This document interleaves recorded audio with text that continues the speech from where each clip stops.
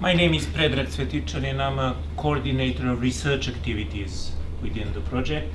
And although we are not researching anecdotes, and furthermore we would like to remove this anecdotal level of researching informality into a higher theoretical level.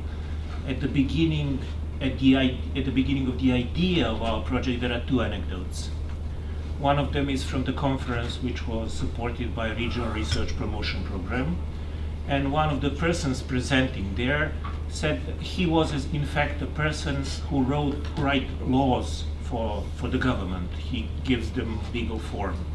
He said that their government produced laws under pressure from Brussels in order to show that there is an improvement in their path toward the European Union, but they have a clear idea that they won't be able to introduce them, to implement them. And that paradoxically, in fact, they are not coming closer with these practices to European Union, but are moving further back from the European Union. So this is one of the anecdotes at the beginning of our idea. The second one was told by our acquaintance, friend from Split, Croatia, and he told us that his granny never really liked to leave the house. But without leaving her house, she lived in 7 states during her life. She was born during First World War I. She was born in Austro-Hungarian Empire. After that, she lived in Kingdom of Serbs, Croats, and Slovenes. Then in Kingdom of Yugoslavia. Then Independent State of Croatia. Then in Italy, in Germany, in Socialist Yugoslavia, and then in New State of Croatia. So, and you see that many people during their lives experienced enormous changes in the institutional framework. And the funny thing, many of these frameworks were inspired by completely opposite ideological premises. So at the beginning, after the First World War, it was early capitalism, parliamentary monarchy, and then after Second World War, it was socialist country. And then in this case, it's completely opposite. It's neoliberal theoretical framework, but they have a common thing, which is they are all top-down. They are introduced to these societies top-down. So we started with these two anecdotes starts our thinking, and we realized that in this project, the starting point of our research is that and it was not the case just in these societies. Most of these governments in most of these societies apply the same strategy. They produce laws, and they don't even try to implement them. They are not successful. And that in this way, these countries, Bosnia, Herzegovina, Montenegro, Serbia, Macedonia, Kosovo, Albania, as they move closer to European Union, basically this gap between formal legal setup and everyday life and formal and informal institutions is getting bigger. It's not getting smaller. They are not working in harmony. They are opposing each other, and it's progressing. It's moving further. And one can say that the object of our study are processes of institutional change. But we are not interested only in European Union. We are interested in European Union institutionalization, as far as it is the last attempt to do it. But we would like to study institutional change in these countries through history. Many of these changes were tried, and many of them failed, and we would like to see how it's happening today. Hopefully it won't fail, but we'll see. So it's the process of institutional change in the European integration of Balkan societies, in which there is an interaction between former rules. Now they are EU-inspired, partially. Partially they are inspired by this neoliberal framework which is all around the world. And on the other hand, informal institutions, which are, and I think this is really important, we discussed it yesterday, they are partially shaped by cultural tradition of the region. They are partially part of socialist legacy, but mostly they are starting right now to be formed, adjusting to, confronting, and evading the former rules of the emerging game. So we are not claiming that there are something like primordial informal rules which are present in the Balkans and will always be there. No, on the contrary, in each attempt of institutional change, there are new formal and informal rules appearing, and together they shape social practices. The key question in this attempt to institutionalize these societies, to change the institutional setup, is to which extent harmonization and transposition of EU rules and regulation into national, legal, political, and economic systems. Does it lead to substantial changes in practices and procedures, or to what extent they remain empty shells? At the time when we were preparing this, we were reading Antoaneta Dimitrova, and we are realizing that this is the question that we are really interested to answer to this question. And in Ohrid, as you heard, we tried to develop a draft of a theoretical framework. It's very far from the theoretical framework proper. It's probably further than these countries are from the European Union. But let's say that this is an attempt to see what we are doing. So in our focus, and this is where we follow Alena, it's not why transitional measures are not working in these countries. We think this is a failed question. It leads probably nowhere. What we are interested in is what works and how it works. So our starting point are practices in these societies, and what we will do in each of these research attempts is to identify practices which are there, which work. And we will research practices of individuals, households, social networks, and organizations. So not just individuals, but households, social networks, organizations of different sorts. And we will research, after that, different influences on these practices. Obviously, the first sort of influence would be the influences of formal constraints and informal constraints. You can treat these as equal to formal and informal institutions. So we are following north in this, and we are trying to go further, if this is not a modest statement. So institutions are rules of the game, and there are formal rules and informal rules. So we will research what are the influences of formal rules, of legal documents, etc., on practices, and what are the influences of informal rules on practices. But what we know in sociology, anthropology, etc., that practices are not rule-guided, or they are not only rule-guided. In some cases, you would like to follow the rule, you would like to pay the taxes, but you don't have resources to do it. In some cases, you have so much resources that you can try to find a way out of fulfilling or respecting the rules.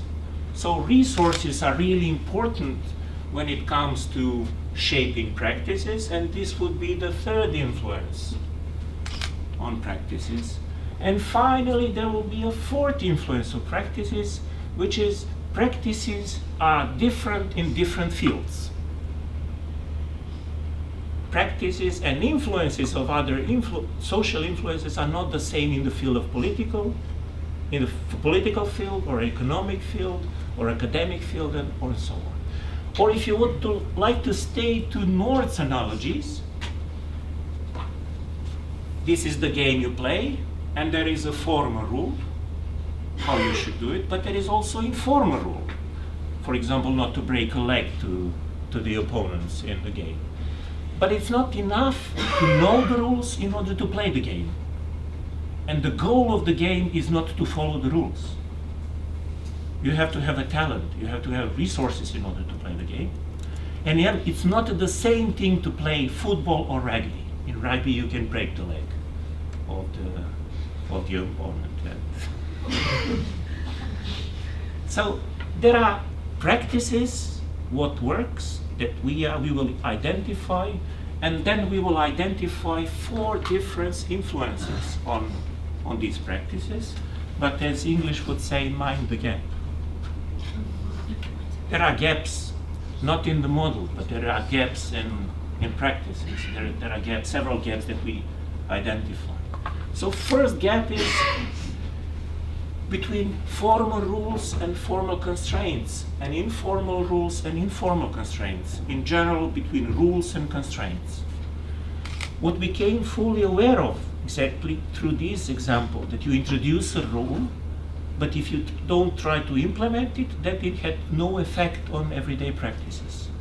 So in order for a rule to become an institution of formal constraint, it has to pass through something what we call enforcement belt, through processes of interpretation, defining mechanisms of implementation, and defining sanctions. So if you have a rule and it's interpreted, there are mechanisms of implementation, and there are sanctions, then it's the case that it might affect practices. So the first gap would be between rules and constraints.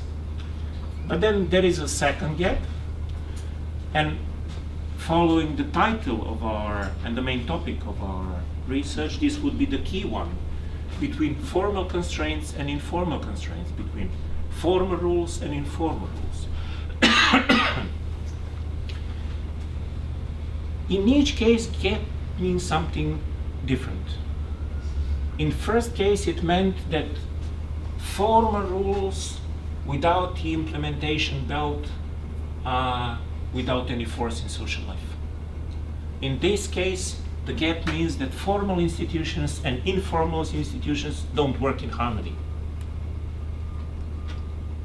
As Helke Levitsky would say, informal institutions are either competing or substituting formal institutions. So this would be the second gap. But then there is this third gap between formal constraints, informal constraints, and practices. In these societies, especially formal constraints, change so quickly. I think that in the period that I described from the beginning of 20th century, there were more than 15 constitutions in Serbia. 15 constitutions, and probably thousands of laws. So these things change so frequently that people's disposition don't follow this. This is what Bourdieu is calling hysteresis effect.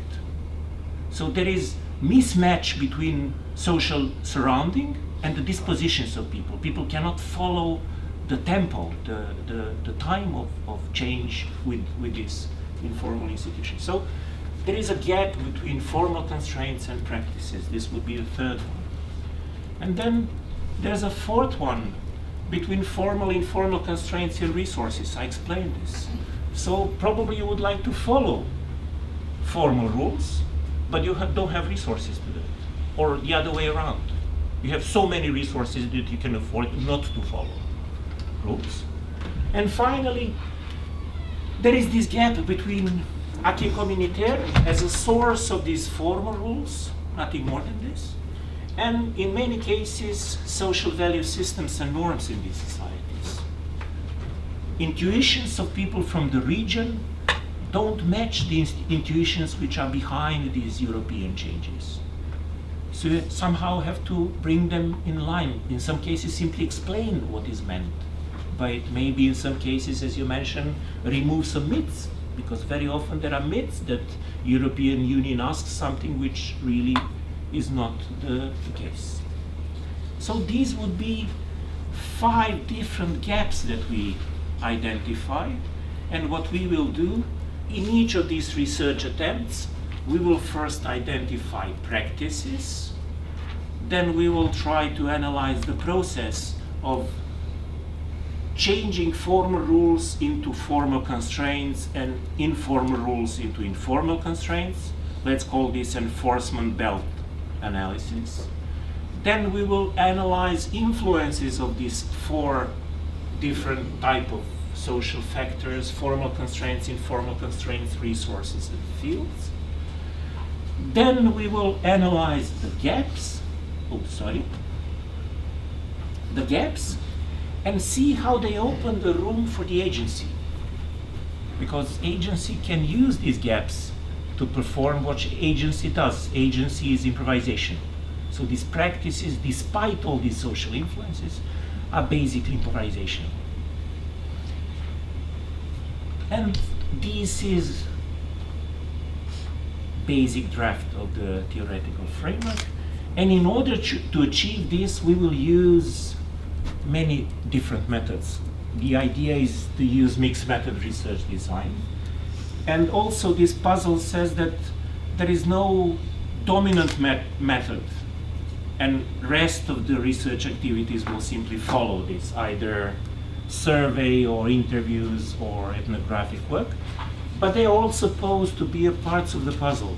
Hopefully, by the end of the day, they will fit together, likely in 50 years from now, but the beginning of 1,000 miles begins, no, the travel of 1,000 miles begins with the first step. So this would be the first step. We will do a survey, 6,200 respondents in 6 countries of Western Balkans. Then we will do interviews, 220 with people whom we surveyed before. There is an opportunity when you use SPOT to locate the people in the social space that you interviewed. So we can look at the social space and pick persons who belong to different social classes in order to have diversity in their response. Plus we will have 30 interviews with experts, decision makers and people who deal with European integration. We do have case studies. Today you will hear the outlines of 5 of these case studies. Probably we will do more than 10, but we will see. Then in the second year we will do 36 months of ethnographic work, 6 months in each of these countries. Many members of our team are anthropologists, ethnologists, ethnographers, so it will be a really good thing to do. Plus we will do analysis of legal documents and media reports and secondary data analysis. Hopefully all these 6 different strands of project will come together. And I will speak for the rest of my presentation, I think it's like 3 or 4 minutes more, about the survey questionnaire, the draft of the survey questionnaire. Eric mentioned that in Ohrid, even before that, we started making a draft of dependent, independent variables, etc. But in Ohrid, we worked for 3 days constantly on this, and afterwards we exchanged some ideas. We'll have a meeting tomorrow, and likely that we will do a field work in November, December, and that we will have the data in January. So I will speak about just question batteries. There's no time to discuss questions, but in some of the presentations you will be able to see questions. So it's face-to-face survey on multi-state natural proportional probabilistic sample, 1,200 in Serbia and Bosnia, 1,000 respondents Macedonia, Albania and Kosovo, and now 800 respondents in Montenegro, 6,200 respondents total. We will ask them about typical socio-demographic variables like the place of permanent residence, nationality, religious affiliation, and so on. But there is one innovation which we did in our previous project, the one that we did with partners from Slovenia, Croatia, Bosnia, and Herzegovina, is that our unit of analysis is household. We don't ask data about just the respondents. We ask them about complete household composition. And then probably you know about these dilemmas when it comes to research on social inequality, whom you should interview, should it be male, or there is this dominant approach if the female has a more advanced social position in occupational terms than female and so on. But once you have data for all members of the household, you don't have this problem. And also we, for example, encountered the one respondent when analyzing. She's 84-year granny, and she has elementary education and she worked as a worker. But her resources are enormous because she lives with her son-in-law, and her son-in-law is politically powerful figure in this city.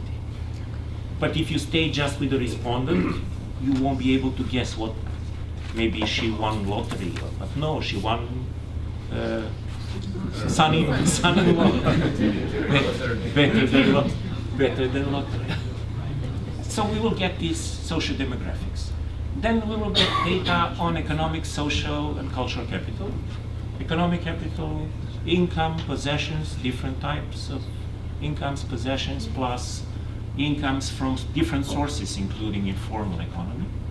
Cultural capital, highest educational level for household members, plus digital literacy, level of cultural participation, tastes, and so on. Social capital, really important in this case and really detailed, including size of social networks, composition of social networks, connection in public institutions, age, nationality, religion, musical taste of three closest friends, position in state government bodies, and so on. And then we have this, we have also a section of values, attitudes, trust. We use mostly questions which are standardized in order to be comparable with other surveys. Plus, we have these independent, let's say, independent variables. One of them is identification of informal practices of households, how their perception of how widespread they are in societies.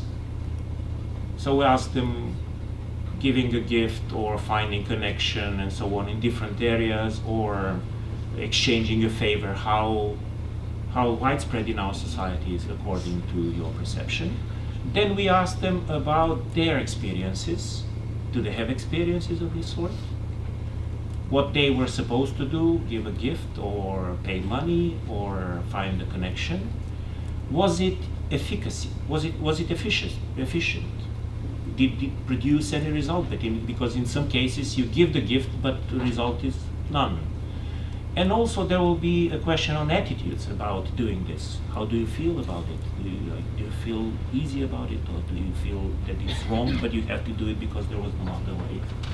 And then there are other questions which will measure how they were treated in context with public organizations or public institutions. Did they have contacts with health system, with educational system, and so on? How they were treated. We took this from integrating Balkans in European Union research questionnaire, adapted it a bit. And then were they successful? Did they make the job done in this way? And what's the option, what is their opinion, whether somebody who would like to go through regular ways would be able to finish the job. And there is a quite easy way of comparing these two scales. How efficient these public institutions are, organizations, how fair they are, and the spread of formal and informal practices. Plus, we have detailed sections on key brokers, political parties, and social networks. And we have a battery of questions on EU integration. So this would be 9 question batteries, which at the moment 60 questions, which can give us a fair treatment to respondents, meaning up to 1 hour, but we will try to reduce it even further. So this would be the presentation. I'm ready to ask the questions if there are some.